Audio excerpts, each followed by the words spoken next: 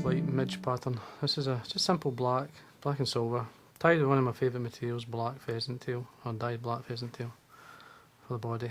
I would say the pheasant tail fibres, easily one of my favourite fibres for Midge patterns, and many other patterns as well. The hook I'm using is a Gamakatsu. It's a buzzer light, code's a GP301. In this case it's a size 14. Now, using a 8/0 uni thread in black, I'm going to put down about half a dozen turns of thread, just at the head, and then remove the base piece. Now I'm going to put breathers on this, and one of the best materials you could use is marabou, in this case white. Just take some off, just moisten it so it doesn't go all over the place. Tie it forward of the eye, 2 or 3 turns down.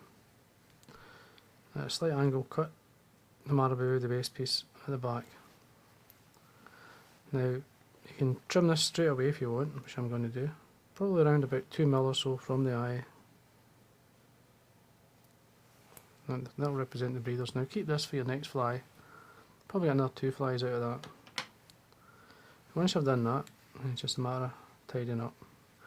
Because I cut it at the angle, you'll see it actually tapers. Now at this point here, I'm going to tie in some silver tinsel. This is proper tinsel, meaning it's tin, not like a mylar, which is basically like plastic. This is actual tin. It'll protect the fly as well as add the colour. Now I'm going to tie this in the way down. Keep it really thin. Get to this point here. Now, as I said, pheasant tail is one of my favourite fibres for Midge patterns. In this case it's dyed black. You need about half a dozen fibres, just tear them off. Now what I do is, see I've tore them off and there's the roots, hold them in your finger and thumb. Now do a loose turn right round and just pull it in, and get it as close to the tips as you can, and then tighten up. Just take your time at this point here, tying in these. Just work your way up. So you get, when you let the thread go, it's in line with the point of the hook. Then bring in the pheasant tail fibres for the body, bring them the opposite way you wind your thread and your rib. Just work your way up. Just forming the body. Take your time. Now when you get to this point here, cross your thread. Now I do a turn across and then a turn onto the hook. Basically what that's doing is locking the turn on that I had on the pheasant tail. Now I'm going to do it again, and that should be enough to hold. Then remove the excess. Then with your fine silver tinsel, bring it up as a rib. Now you're looking probably, it's 5 turns anyway. Just into my 6th turn. So give it a good look. Now once, if you really look there, you'll see the fine pheasant tail fibres coming through. Gives it a very fine hair look over it. Now, if you've ever heard of a fly called the grey boy, it's a Midge pattern. The silver will give that grey colour onto the fine hairs of the pheasant tail, which gives it its look. This is a good part that's a dressing I would have actually, especially when I'm fishing closer to the surface, when the midge is coming off. A bit more shape in the fly, a bit more colour. Now what I'm going to do here, I'm going to add in some wing buds. Now it's optional why you do this. This is a jungle cock, naturally split, as you can see.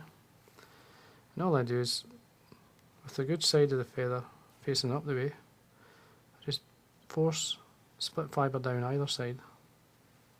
Just bring your thread round 2 or 3 times and then tighten up. And there's your wing buds. You could use goose bite if you want. You could use fine holographic or whatever. Obviously orange and these colours work extremely well. Now tidy up and then you're ready for your dubbing. Now this is some fine dyed black rabbit.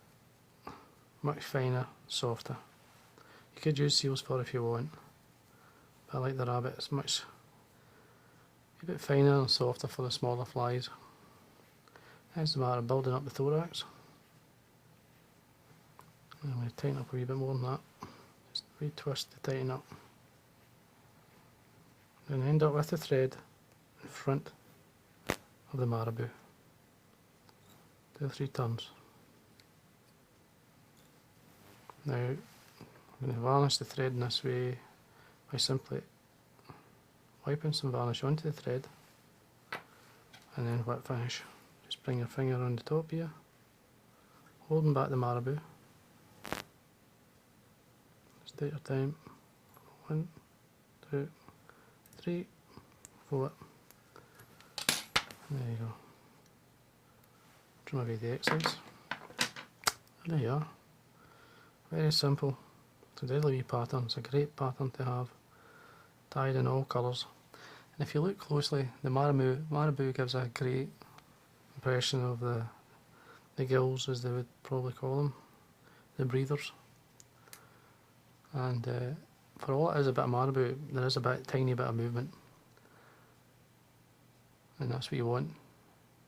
And there you are. And that's a simple midge pattern, and it's one of my favourite, especially when you're fishing a wee bit closer to the surface.